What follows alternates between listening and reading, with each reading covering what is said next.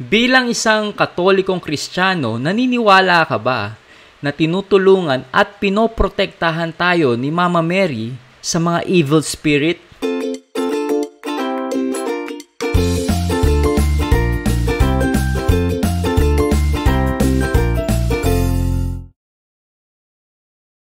Hello mga ka-faith, my name is Adrian Milag and welcome again to my vlog. At kung first time mo dito sa aking YouTube channel, make sure na mag-subscribe ka at click mo yung notification bell button sa baba ng video na to para lagi kang updated sa mga bagong vlog na gagawin ko. Alam naman natin na bilang isang Katoliko na isa sa mga title ni Mama Mary is Health of Christians. And alam nyo mga ka-faith, meron akong gustong i-share sa inyo na nabasa ko dito sa interview na to kay Father Gabriel Amort. Siya yung Chief Exorcist Priest noon sa Vatican. Okay? Na si Father Gabriel Amort. Okay? Dito sa book na to, Mary and Satan and the Last Interview with the Well-Known Exorcist. I think ito yata yung huling interview sa kanya na dokumento dito. So, ito yung author niyan, si Romeo S. Hitosis. Pwede nyo itong i-check sa Shopee. Doon ko to nabili. Dito, merong tinanong kay Father Amort regarding kay Mama Mary.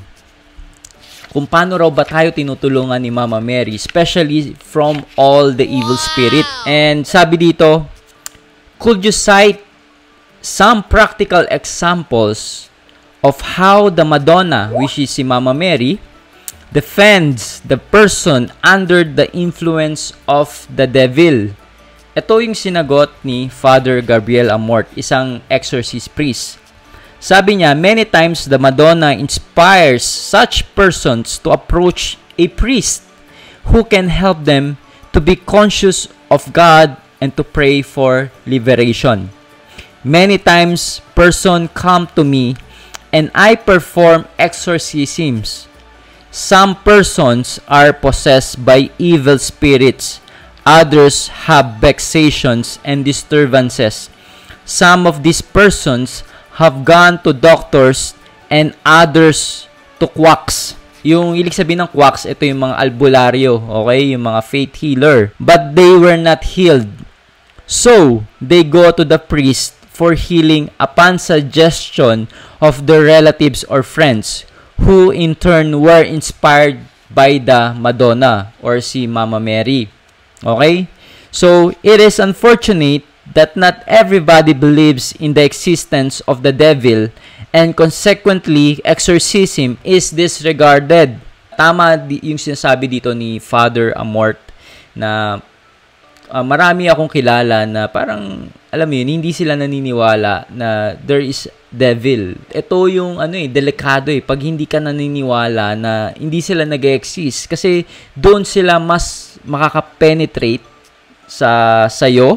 Kasi kung hindi ka naniniwala na di sila nag-exist, di ba parang ano pang sense ng salvation ni Jesus? Ano pang sense para namatay si Jesus kung hindi ka naniniwala sa mga devil? Kaya nga siya na namatay para sa atin, si Jesus, is para iligtas tayo sa hell. Iligtas tayo sa damnation, eternal damnation. Ito rin yung sinabi ni Father Darwin na pag ikaw ay nakaka-experience ng illness, may sakit. Actually, ang una mo dapat ding puntahan is mga pare. Kasi baka yung sakit mo is cause nito is spiritual retaliation Baka retaliation to from evil spirit. Possible na ganun. Hindi lang naman doktor sa physical ang kailangan natin. At tayo as a person, connected yan yung soul and body natin Kung broken ang soul natin at merong problema sa soul natin, magmamanifest yan sa katawan natin. So, let's continue. But you know what? Paul VI said on November 15, 1972, to the people gathered at St. Peter's Square, he told them, if you do not believe in the existence of the devil, you have not read the Bible and you have not accepted the teaching of the church. So, you are out of the church. Clearly, the Pope wanted everyone to know that the evil one does exist. We know that there are persons who care for those afflicted with maleficent disturbance and they suggest, why don't you go to a priest? The priest may either perform exorcism or just suggest the prayer of liberation. Jesus says, those who believe in me, in my name, they will drive out demons. So driving out demons is not reserved to exorcists, but certainly it is necessary to be closely united with God, like the saints who were not exorcists, to be able to cast out demons. An example is Saint Catherine of Siena. She was not an exorcist and not a priest, but she drove away demons.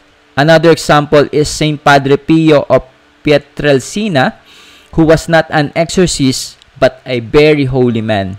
He too drove away demons. In my case, I prayed the prayer of liberation over persons with maleficent evil, and they collapse and later they become normal again.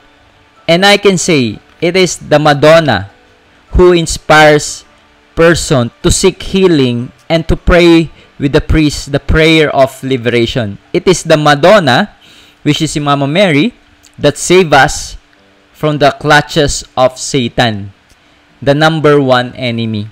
Nowadays, so many people are sick of cancer due to polluted food, polluted air, and polluted water. Still, others are addicted to illegal drugs, alcoholic drinks, gambling, and other vices. Who can free these people from such maladies? The Madonna helps them through inspirations to have the will to approach Jesus. Mary is the mother who follows her children every hour of the day until death. Napakaganda nito. Hanggang sa niliving si Jesus, nandun si Mama Mary. At ganun din yung nagiging role niya sa atin into our last breath. Nandun si Mama Mary. Pinagdadasal tayo at kino-comfort tayo. Ito rin yung naging story ni Brother Albert, okay, na in-interview ko, na nagpakita sa kanya si Mama Mary. Actually, yung nasaksak siya, tas namatay siya, at doon nagpakita sa kanya si Mama Mary. At muling nabuhay si Brother Albert. So, let's continue. For the exorcist who live in contact with persons, thank heavens, person afflicted with maleficent evils are few in relation to the total population in the world. However, compared to the past centuries, nowadays, there are more. Why is this? Mas marami raw ngayon na nasasaniban, maraming na-influence ng evil. The reason is, nowadays, there are more practical atheists, person who deny God, persons who live in the state of sinfulness, person who are baptized and yet behave as pagans. So many Christians are living like pagans. Sabi dito ni Father Amor, they do not read the gospel. They do not go to church. They do not frequent the sacraments. They have lost their faith. Certainly, we recognize the problem of families today. Mothers are out of the house in order to work due to poverty. So, the education of the children suffers. Children are being left to be educated via television, the internet, classmates, and environment. Life in many nations is not really rosy. With the government approval of abortion and divorce, so many lives are lost and wasted. So many lives are influenced by the devil. We will be unfortunate and helpless without the assistance of the Madonna. The exorcists will find their work quite difficult without Mary's help. By the way, I found the International Association of Exorcists. You know who inspired me to do it? Mary, the Madonna. In fact, the association is consecrated to Mary. With this association, the exorcists can get together, exchange their experiences, and in so doing enrich themselves spiritually. Ayun mga ka-faith, ang ganda ng shinare dito ni Father Amort. Tama yung sinasabi ni Father Amort. Nagmula to itong mga salita na yan sa dating Chief Exorcist Priest ng Vatican. Okay? Kasi nga, pumanaw na si Father Amort mga last 5 years ago. And alam nyo, many times in my life, ay ganun din yung na-experience ko na I pray to Mama Mary, especially if I have a big decision to make. Humihingi ako palagi ng intercession and guidance to Mama Mary. And eventually, mga ilang days or mismong after ng prayers ko na yun, di ba, na-experience nyo na din to, parang magkakaroon ka ng peace sa puso mo at parang magkakaroon ka ng direksyon at parang biglang merong mag-i-inspire sa'yo na idea or solusyon na pwede mong gawin. And after mo gawin yung solusyon na yun, it went well. And I believe yung mga ganong moment, it is Mama Mary who inspire us. It is Mama Mary is the one na nagbibigay yun ng suggestion sa atin. Kasi yan naman ang role ni Mama Mary. Ay hindi lang para ilapit tayo kay Jesus, bilang isang nanay, di ba, naniniwala ka na spiritual sons and daughter tayo ni Mama Mary. Okay, kung naniniwala ka na you accept Jesus in your life, ay ibig sabihin, anak ka na rin ni Mama Mary. Di ba, ang isang nanay ay lahat ay gagawin niya para sa mga anak niya. Nandun yung motherly love Di ba? Na ayaw niyang maligaw, mapahamak, or basta gusto niya palaging tulungan yung anak niya. Lalo na kung medyo hindi maganda yung pinupuntang direksyon. And isa yon si Mama Mary ang nagpapabalik sa maraming Kristiyano sa church. Isa siya sa nag-influence sa atin para mag-take tayo ng confession, ng Holy Sacrament, and to follow Jesus even more. Paano mo malalaman ni si Mama Mary nga yung nag-i-influence sa atin, na nag-i-inspire sa atin ng mga suggestion na yan? Diba? Alam nga naman ang gawin ni Mama Mary, bumaba ng langit at pagpakita pa sa'yo. Diba? Hindi niya gagawin yon, because I believe yung mga angels and saints in heaven is, they are not bound in time and space. So, ibig sabihin, kahit nasaan tayong mundo, ay kaya nilang mag-connect sa atin. Kaya nilang magbigay ng message and that will inspire us. Pwedeng magsasalita sa iyo in idea, pression, maraming way And even katulad nitong libro na to, kung familiar ka dito sa Blue Book na tinatawag na ginawa ni Father Govey. Si Father Govey, nag-speak sa kanya si Mama Mary. Nagawa niya tong mga message ni Mama Mary through the gift of interlocution. Na-receive ni Father Govey yung mga message ni Mama Mary through the interior locutions. Okay, so yung gift na yon na may nag-i-inspire sa'yo, may nag-i-impress sa puso mo yung message. And I believe hindi yun coincidence. They can really speak to us, especially Mama Mary. Kaya nga may title siyang Mary Help of Christians. Kung ikaw ay parang nawawalan ng hihina yung faith mo, or parang nakaka-experience ka ng loneliness, nakaka-experience ka ng challenges sa buhay mo, ito yung sinasabi sa atin ni Father Amort na we should ask for the intercession of Mama Mary. We should ask for the help of Mama Mary. Kasi hindi kanya tatanggihan. Okay, whether you like it or not, even nga kahit hindi tayo humihingi ng tulong sa kanya, nandyan siya. What more pa kaya pag humingi tayo ng tulong kay Mama Mary? At gusto ko rin i-emphasize yung pagtulong sa atin ni Mama Mary, especially from evil spirits, especially from Satan and from the devil. Dito sa post ni Father Ronnie, isang exorcist priest sa Dumaguete, ito yung shinare niya nung March 25. Okay, sabi niya dito, "Your mother is here, she makes me suffer." Ito rin sabi ng devil nung nag-exorcism siya. Sabi dito ni Father Ronnie, "These are the words of Lucifer, hell's commander-in-chief. When I was casting him out of the demoniac, he can only be cast out in the name of Jesus. But when Mary is around, he is much very tortured. He who is the most proud is terrified with Mary, who is the most humble. He who is the most bully is subdued by Mary, who is the most respectful.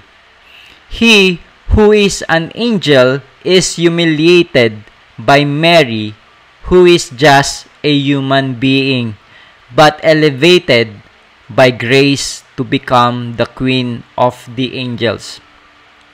The teachings of the Bible and of the Holy Catholic Church on Mary and the angels are proven true during exorcisms. May the feast of the Annunciation bring us closer to Mary, who said to the servants at a wedding in Cana, "Do whatever he tells you. Ayun, so grabe yung shinare dito ni Father Ronnie. At indeed, Mama Mary is talagang nandyan para sa atin. Tinutulungan niya tayo up to this day. Even in the end times, mas nandun si Mama Mary para iligtas at tulungan yung mga naliligaw na tao. We as Catholic, we do not worship Mary. Okay? Hindi. We give her the highest respect. 'Di ba? Ang nanay mo, nirerespeto mo, ginagalang mo. And hindi namin wini-worship si Mama Mary, pero nirerespeto namin siya.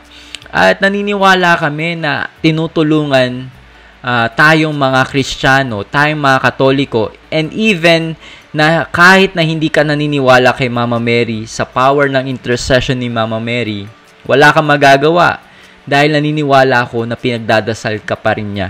Okay? Kahit na medyo parang galit na galit ka kay Mama Mary kung hindi ka Katoliko, winawasak mo yung mga image niya, parang binabastos mo siya, hindi mo siya nirerespeto, pero Mama Mary, mahal ka pa rin niya.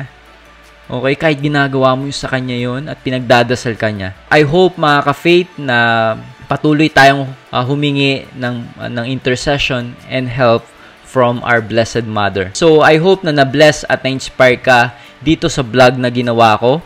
And kung sa tingin mo na na-bless ka sa vlog na to, make sure na i-share mo to sa mga friends and relatives mo. Okay, so again, my name is Adrian Milag. I'm praying for you always. God bless you more abundantly. Hi! Adrian Milag here. Today, meron ako special gift sa'yo. Anong special gift ko sa'yo? Bibigyan kita ng free copy. Itong book ni Brother Bo Sanchez, Nothing Much Has Changed. So, anong matututunan mo sa book na to? 7 Success Principles from the Ancient Book of Proverbs for your money, work, and life. Actually, this is a financial book and marami kang matututunan dito how to handle your finances. Siyempre, pag si Brother Bo Sanchez nagsulat, mabe-bless ka sa mga practical tips niya and mga teachings niya about how to handle your money. Dahil doon, bibigay ko sa iyo itong book na to for free. Magkakaroon ka ng e-copy ng book na to. So, kung interested ka para magkaroon ng copy ng book na to, ang gawin mo lang, kung may makikita kang link or button sa baba ng video na to, click mo lang yun. Thank you. God bless you more abundantly. So that's it. Thank you for watching this video. I hope na na-bless at na-inspire ka dito sa aking vlog. Make sure na i-like mo at mag-comment ka sa baba ng video na to at mag-subscribe ka sa aking YouTube channel para lagi kang updated sa mga bagong vlog na gagawin ko. At huwag mo din kakalimutan na i-like ang aking page. So this been Adrian Milag, encouraging you to live your life to the fullest. God bless you more abundantly.